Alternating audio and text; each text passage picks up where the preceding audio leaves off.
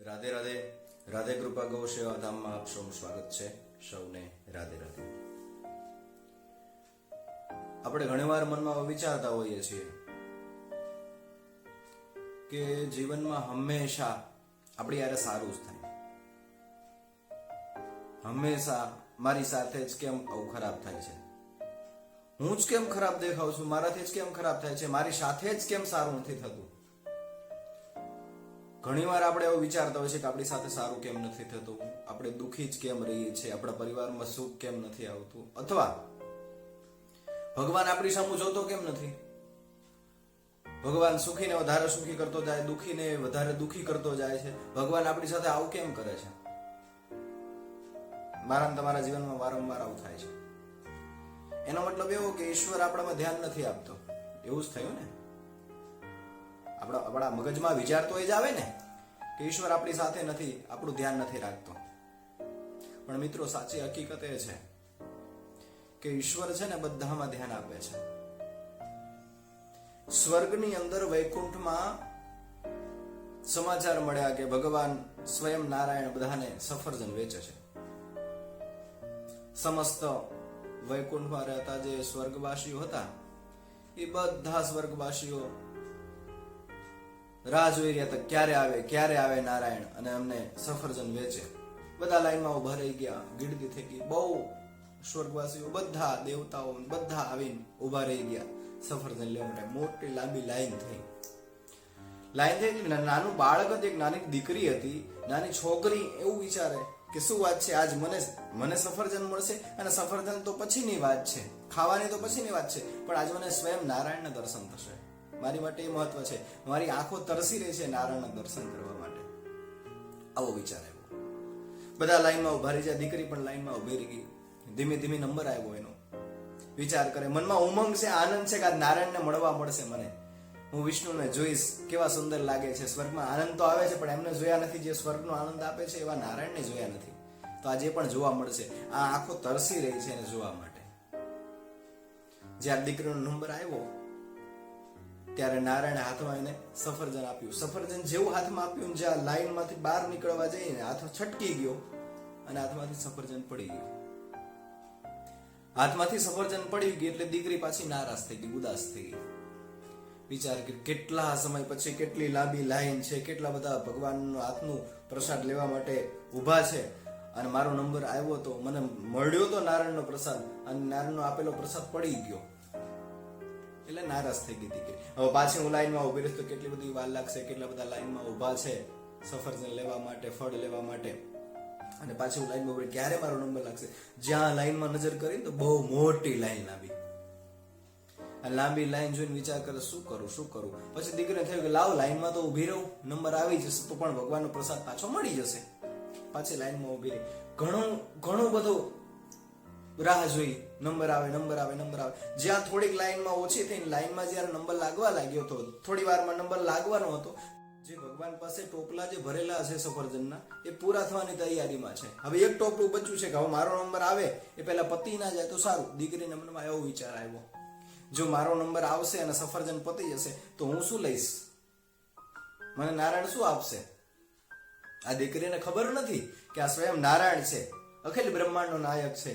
આને ક્યાંય ગોતવા ના જવું પડે, આને ક્યાંય મેળવવા માટે, ક્યાંય લેવા માટે ના જવું પડે.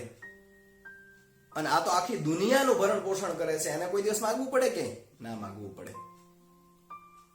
અને જ્યાં દીકરીનો નંબર આવતો હતો ત્યાં ફરીને પાછા ટોપલા ભરીને સફરજન આવી ગયા.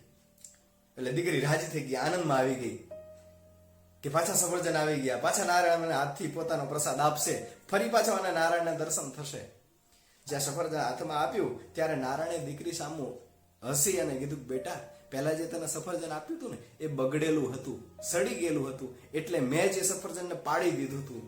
આ તારી માટે શ્રેષ્ઠ સુંદર નવા ફળ અત્યાર સુધી તારે રાહ જોવી પડી. એનું કારણ એ છે કે અત્યાર સુધી આટલો બધો વિલંબ થયો, તને આટલો બધો સંઘર્ષ થયો.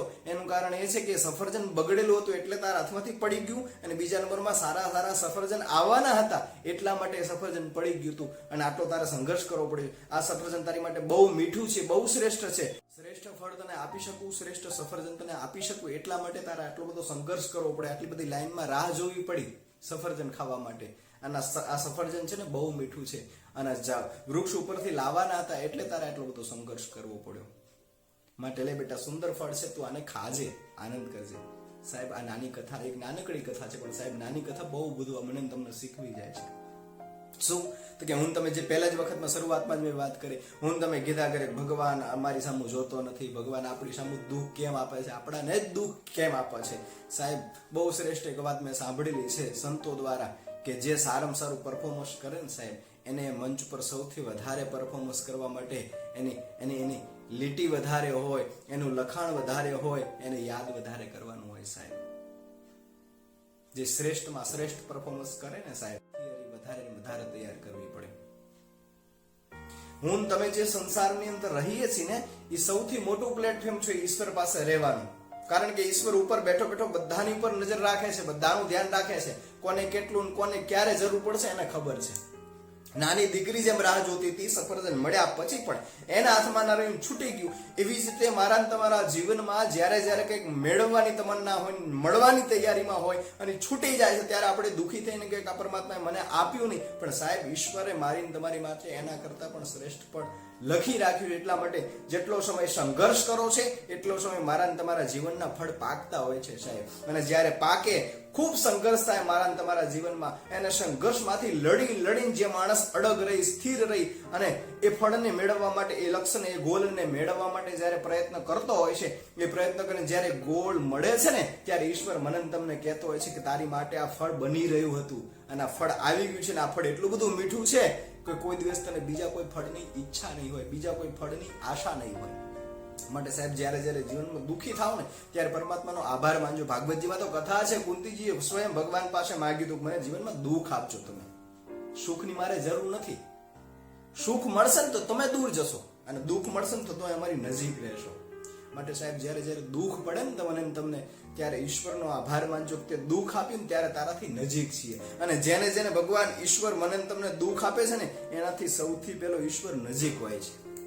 જે સુખી હોય છે એની પાસે ભગવાન સામુય નથી જોતો ક્યારે. માટે એનો મતલબ એવો પણ નથી કે દુઃખી જ રહેવું જીવનમાં, પણ સાહેબ નાની ઘટનાઓમાં નાના સંઘર્ષોને ખુશીઓમાં મનાવો, નાના સંઘર્ષ સુખમય બનાવો. કારણ કે ઈશ્વર છે ને મારી તમારી માટે ફળની એને ખબર જ છે સાહેબ, કોને ક્યારે કોને કેટલું દેવું એને ખબર જ છે. માટે સાહેબ જીવનમાં જ્યારે પણ સંઘર્ષ આવે, જ્યારે પણ દુઃખ આવે, પોતાના ગોલમાં ક્યારે સફળતા ના મળે તો ચિંતા નહીં કરતા. કારણ કે ઈશ્વરે જ્યારે નથી આપ્યું ને ત્યારે એના કરતા પણ શ્રેષ્ઠ અનંત મને આપ્યું છે. સાહેબ આપને આ કથા કેવી લાગી જરૂર મને જણાવજો. અને ઘણા બધા હું જોઉં છું મારી ચેનલને સબસ્ક્રાઇબ નથી કરતા, કદાચ કોઈ ચેનલની અંદર સબસ્ક્રાઇબ ના કરતા હોય તો મારી ચેનલને જરૂર સબસ્ક્રાઇબ કરજો અને કોમેન્ટ કરજો, લાઈક કરજો અને આપને આ કથા કેવી લાગી આપ જરૂરથી જણાવજો. આપ સૌને રાધે રાધે.